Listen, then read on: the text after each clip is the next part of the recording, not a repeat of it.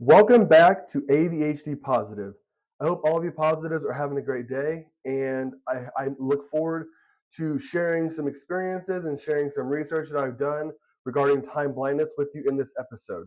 This episode is going to be number one of three in the series, and today we're primarily going to be focusing on what time blindness is, some examples of time blindness that I can give you that I have dealt with, and then maybe some examples of things that can look like time blindness but actually are not time blindness, and really how time blindness shows up in our everyday lives. Okay, so the first thing I want to do is I just want to thank everybody again for following me on this channel, for following me on this podcast. And if you guys would like, you can go over to YouTube and you can also check out my videos there.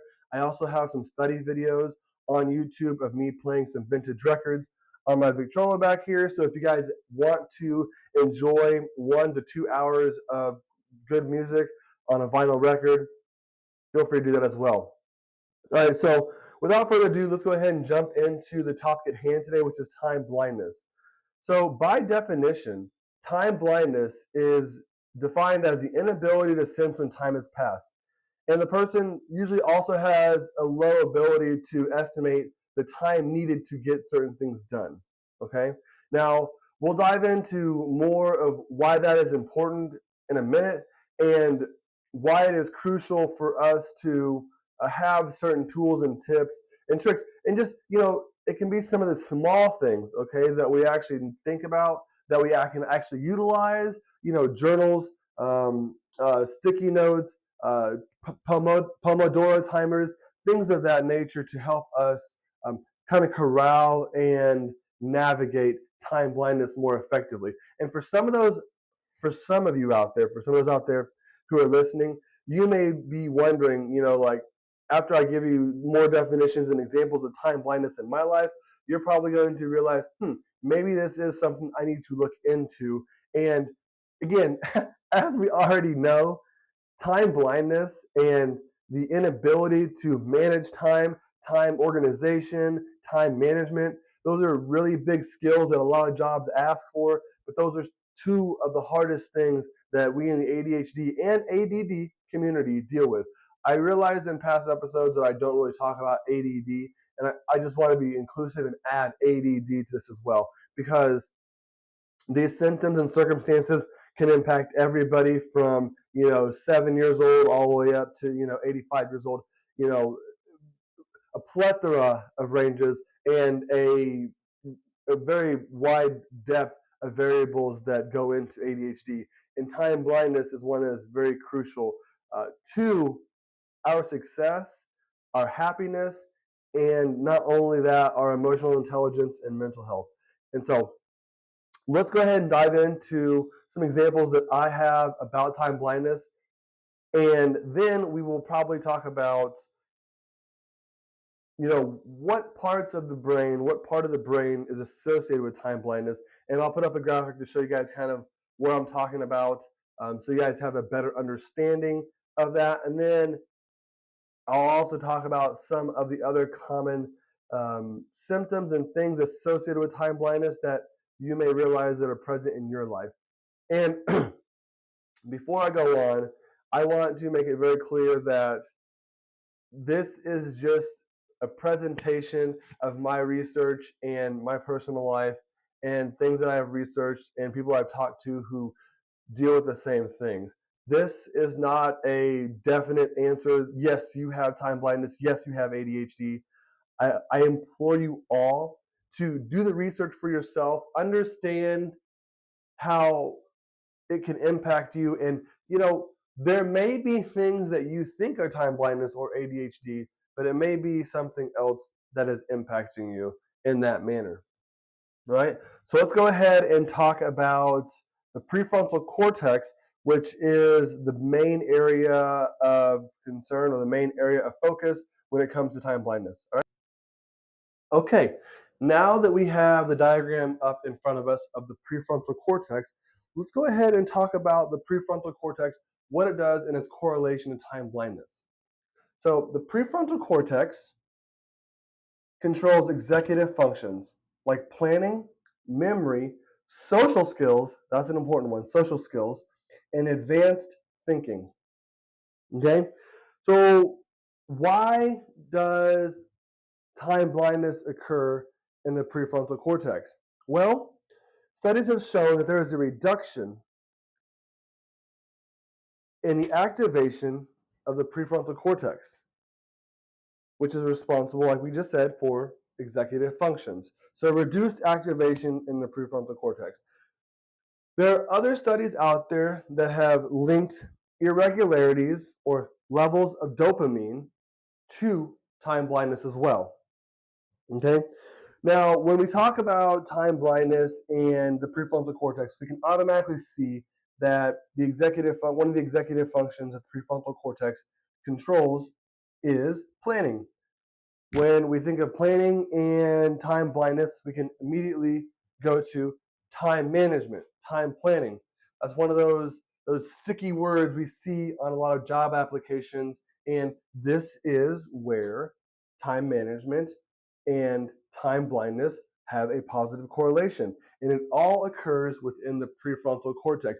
Now, whether that is due to dopamine levels or a reduced activation in the prefrontal cortex, I cannot say, but that is what is happening in that area of the brain. Okay.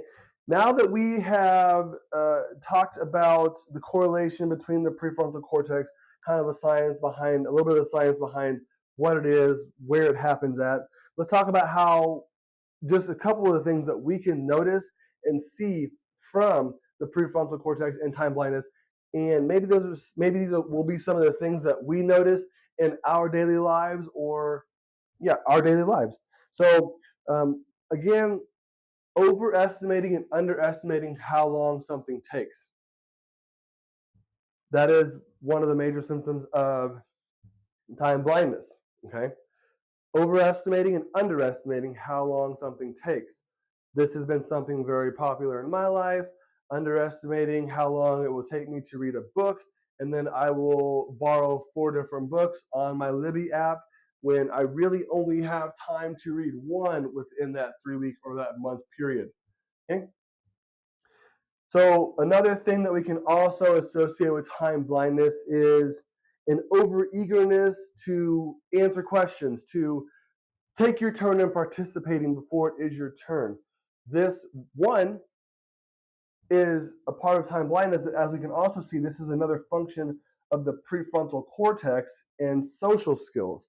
So I don't know about the rest of you, but I have experienced times where I have been in a group of people, and for some reason there just is this over eager, like this overwhelming desire to say what I have to say. It doesn't even have to be anything profound or on the topic, really.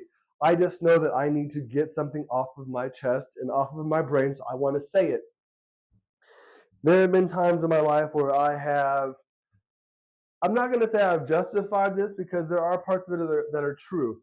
That I will say, if I don't tell you this now or interrupt you, then I will more than likely forget the thought that I have. That is a fine line and a hard balance to make, because there have been times where I have forgotten something. For example, talking about business ideas with my wife, sometimes there are things that I said because I knew that if I did not bring them up, I would forget them. And one thing that I will suggest when it comes to group settings and things like that, you kind of have to play the line and the balance between being an active listener and sometimes jotting down your notes so you can say them when it is your turn to speak. Because we can impact others' emotions, and our emotional intelligence can look weak if we are constantly interrupting others to say what we want to say, or getting to the front of the line and just taking our participation out of order, if you will. Okay. Now, let's talk about some other things that are prominent when it comes to time blindness. And again, I want to reiterate, this is not a conclusive diagnosis, and I don't want you to go home and say, oh, I do 5 or 6 of these things. I have time blindness. I have ADHD. I need to fix something. I need to work on something. What I am suggesting is that you take a minute when you hear some of the things and you see some of the things on the diagram that's up to look at them and ask yourself, is this something I do? Is this something I do because it's in a particular circumstance? Is it something I do at work? Is it something I do more at home? Is it something I do more with my friends? Because not only may some of these things apply to you, but there may be a lot of other variables that dictate the circumstance in which these variables happen or these symptoms happen. Okay? So, chronically late. That is not something that I associate with myself as time blindness because I am late because of my wife. She'll argue about it all day, but hey, I'm not here to lie to you. I'm just telling you the truth. That's because of her. Okay? Difficulty with work paces. That's something that I also would not contribute to myself as time blindness because I have a high ability and agility to work at a high pace, and not only at a high pace, but while also doing multiple tasks. Okay? Once I know what the end result is, that is not an issue for me. I also do not associate myself time blindness with rushing through work carelessly. My ADHD affords me the ability to obsess over details, which is one of the reasons why I procrastinate. So, again, you may not have those symptoms. You may not have some of these examples happening to you or in your life. And if you do, they, again, like me, they may be contributing because of other factors in the environment that you're in. Procrastination. I don't procrastinate because of my time blindness and my planning anymore because I have gotten a real good handle and grasp on my journaling techniques. But what I will say is I have been known to procrastinate when it comes to reading a book for a class because I've overloaded my plate and I've overloaded my schedule with too many things. So if you are someone who finds yourself procrastinating and you can kind of, inference or maybe find a correlation between time blindness, it possibly is due to the way you plan out your day, the way you plan out your journal, the way you plan out your steps, if you're chunking or not, if you have timers set, those kinds of things. If there's a correlation between time blindness and procrastination, that is probably where you will find the crux of it all and the center of where those issues or circumstances are arising. So let me just talk about one or two more of these on this list. Wasting or losing track of time. That is very easy for a lot of us to do. There have been plenty of times where, and I'll give you just one quick example. I take my dog on a walk in between my work sessions, and I set a 20-minute timer because I know that I need to have a specific set time for me to wrap up that walk and get back home. And here's the reason why. I will get distracted by something as simple as, oh, look, there's a new path cut in the cross country track over here in this field. Let me go ahead and venture off and take 20 more minutes walking down this way, as opposed to getting back to the house and finishing out the rest of my scheduled day like I had already planned the night before and written down. That is one way it shows up in me. So what I do is I set a 20-minute timer. And I try to tell myself, I don't dress warm enough. Right now it's winter. I don't dress warm enough for me to have the ability and the privilege to wander off in the snow for longer than I really need to be. One more example before I get off of this symptom is I will take my audiobook with me. And I have the Libby app, Libby. It's an app that you can, for the most part, download your library card and you can just get audiobooks from anywhere. It's awesome. It's better than Audible. I highly suggest it. The other reason I highly suggest it to all of you who have ADHD is it has an in-app timer. I don't use Audible, so I don't know whether it has an in-app timer. I do know this one's free, so that's like the best benefit of it. But for us who have ADHD, it has a timer. So while I am walking my dog, I will set my 20-minute timer. This helps me because if I do not set that 20-minute timer, I will get to a part in that book that is 15 minutes in, 17 minutes in, and I get wrapped up in the details. Lord of the Rings was a really good one. And then that 20-minute walk turns into 45 minutes. It doesn't have to be something that we visually see that keeps us in the present and not focused on time. Sometimes it can be the audio. So an audio book that you're listening to that you're really getting into, and you're only supposed to be out on a walk for 20 minutes, it can turn into an hour, and then you're wondering why it was an hour. While you may feel satisfied about reading longer in the book, and you got more out of that book, you're going to get back to your office or your house or whatever, and you're going to look at your planner and see, well, man, I can't really get the rest of the stuff on this list done that I have to get done. And then you have to erase some things or circle some things and move it to the next day, which then leads us to having an emotional disturbance. And then we feel upset, bad about who we are, not successful, and those kinds of things. So it's really important for us who have ADHD to learn how to regulate and manage time wisely. It is very, very, very crucial. This is probably one of the biggest symptoms of ADHD that I have had to work through and then rework and then rework and then throw in a bunch of tips and tricks and techniques and journal methods and timer methods to see what works best for me, because it has been a absolute struggle to get time management down. And I work from home and I'm also starting a business. And so time management, time organization is paramount for my success, my mental health, my emotional well-being, and even the emotional well-being of my loved ones who are watching me. Okay? And the last one I want to talk about, just real quick, is difficulty with transitions. This applies to the little short times in between tasks that we have for our day.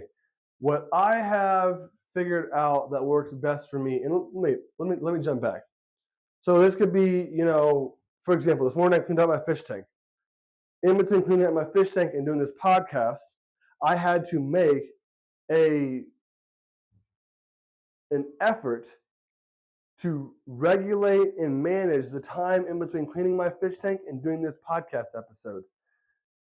I chose to do some stretches and get ready for this episode by getting some notes written down, getting my computer space set up, and those kinds of things.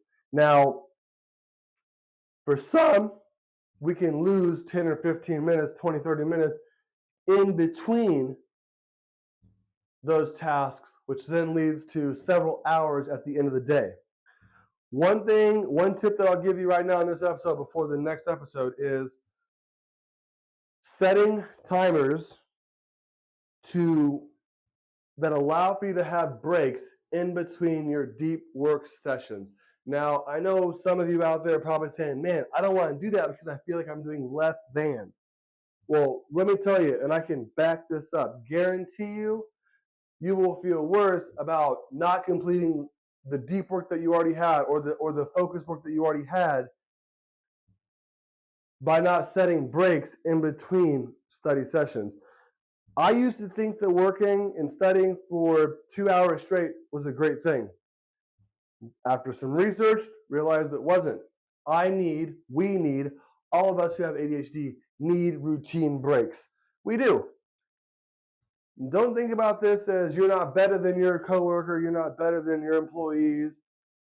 Just understand that this is a circumstance that we have been dealt with, we've been given. So to utilize this and make the best out of it, why not do what we know works best for us? So setting timers. So for example, I work for 30 minutes, I take a 15-minute break. 30 minutes, 15-minute break. And I do that for 5 hours. So that way I have 5 hours of study time or deep work or whatever, business building or whatever. When I have had a really good night's sleep and my body battery is high, I will do a 45-minute deep focus timer with a 15-minute break. So that way, every hour I'm working for 45 minutes and I have a structured break.